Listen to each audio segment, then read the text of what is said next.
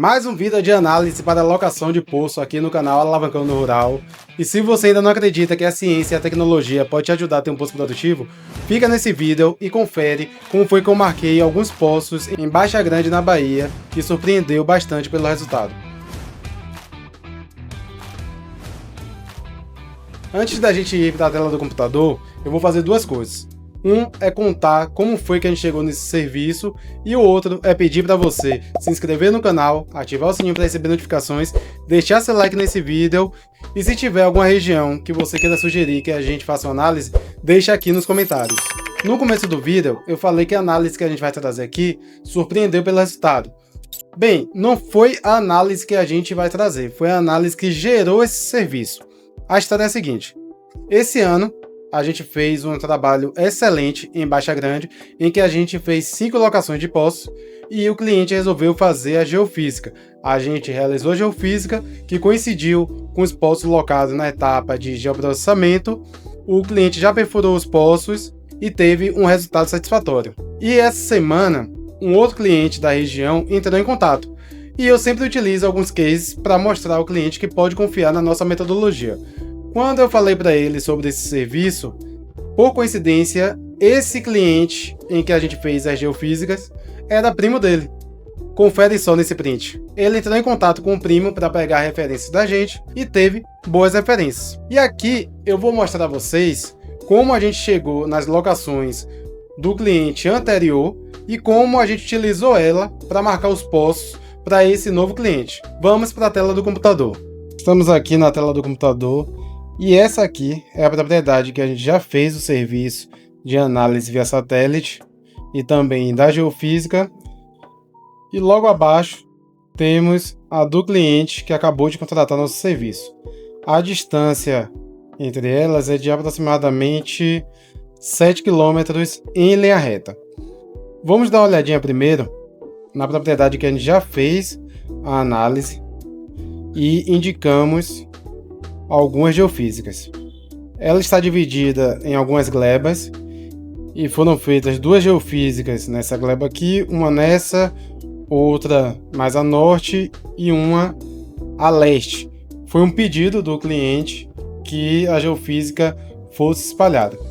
Então a gente tem a geofísica 1, caminhamento elétrico 1 aqui, o 2 está aqui, 3 aqui, 4 aqui, e como eles resolveram fazer mais uma, a 5ª está aqui porque eles optaram fazer inicialmente uma em cada gleba. A gente vai dar uma olhadinha no resultado das geofísicas, porém vamos ver como foi o relatório preliminar com análise via satélite.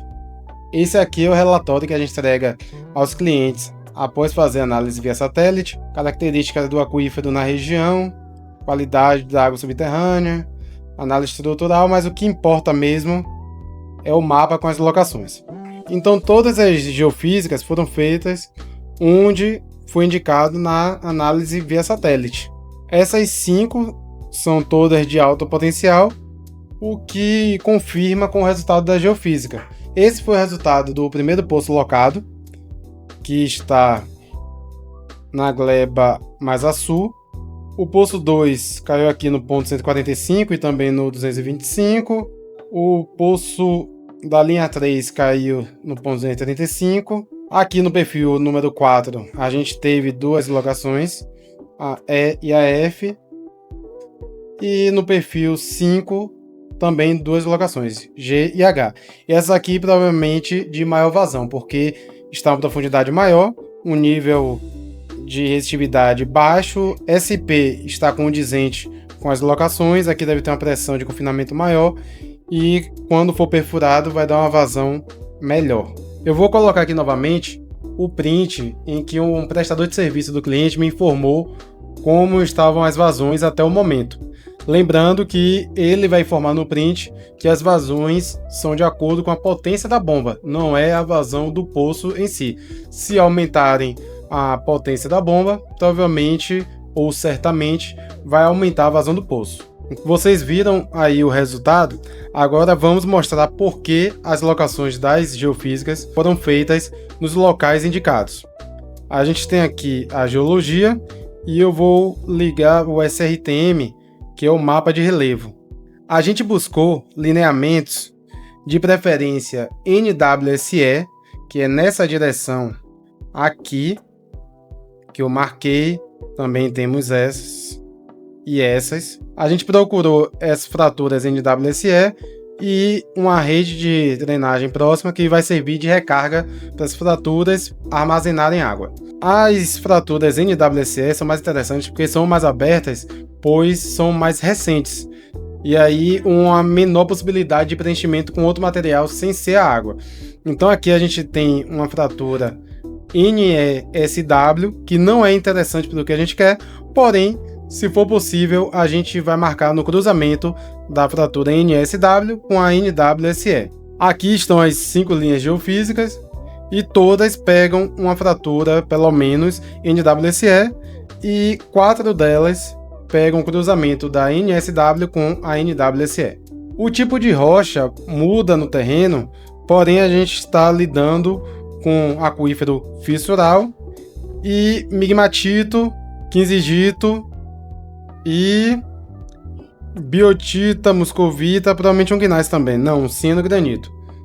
Apesar de a gente ter um nível de metamorfismo diferente, já que, por exemplo, aqui nessa formação a gente tem um migmatito, que é uma rocha metamórfica de alto grau. Na verdade, ela é tanto uma rocha metamórfica quanto ígnea, porque existe fusão parcial, já que ela passou por uma temperatura muito elevada do metamorfismo, fundiu parte do material que gerou uma rocha ígnea, ou pelo menos uma parte dela. Aqui a gente já tem um granito, que é uma rocha com um metamorfismo muito menor ou inexistente. Porém, o que vai criar as fraturas nessas rochas, o esforço tectônico vai ser o mesmo. Então as fraturas de maior probabilidade de armazenar água vão estar na mesma direção, porque o contexto tectônico é o mesmo. Quando a gente vem aqui para baixo para ver a propriedade do cliente, a gente busca também as fraturas NWSE. Então a gente tem basicamente 5 aqui. Essa da ponta, essas 2 do meio e essas 2 da extremidade.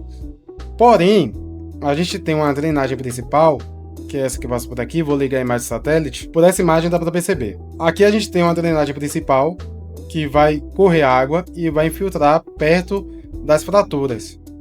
Então, se a gente tem a possibilidade, a gente vai buscar as fraturas, mas fazer a geofísica cortando tanto onde filtra a água, tanto onde corta as fraturas. Com isso, a gente tem essas 5 fraturas preferenciais, o cruzamento está um pouco mais afastado, a gente vai colocar justamente na zona de infiltração e também onde a gente tem o lineamento estrutural preferencial para armazenamento de água.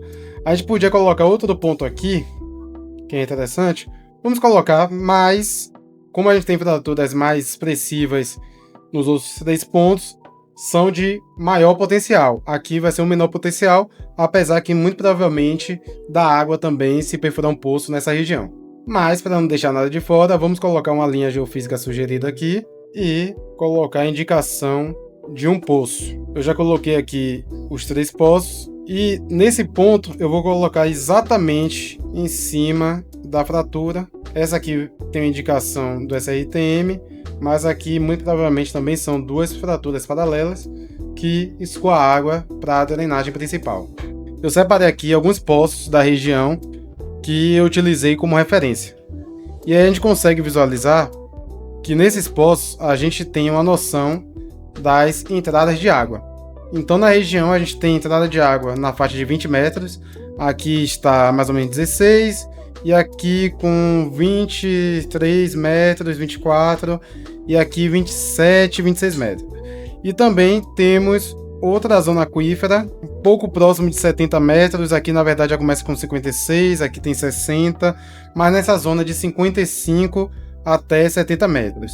Vamos dar uma olhadinha agora novamente nas geofísicas, para ver onde seriam as entradas de água. Essa aqui provavelmente pega a zona de 70 metros, já que aqui a gente tem 380, e aqui 310, então a diferença é 70 metros, esse aquífero mais abaixo. Porém, nas partes de cima, a gente tem aqui com 80, 20 de 20 a 30 metros essa zona de grande saturação de água. Nesse a gente tem com 70 metros também. Então está coerente com as entradas de água que a gente mapeou pelos perfis dos poços cadastrados no Ceagas. Esse aqui também a gente tem as duas zonas aquíferas, uma com aproximadamente 20, 30 metros e essa que se prolonga até os 70 metros. Então é importante você ter noção da profundidade de entrada de água para que você confira com seu perfil geofísico e veja se está coerente com a entrada de água da região. Então é isso, se você gostou desse vídeo e quer uma análise da sua propriedade, eu vou deixar um link nos comentários fixados que você pode entrar em contato com o nosso time comercial e solicitar uma análise. E se você gostou desse vídeo, mas ainda não se inscreveu no canal ou deixou seu like, é sua oportunidade. Se inscreve no canal para fortalecer esse conteúdo e deixe seu like para que o YouTube recomende para mais pessoas. Um abraço e até a próxima.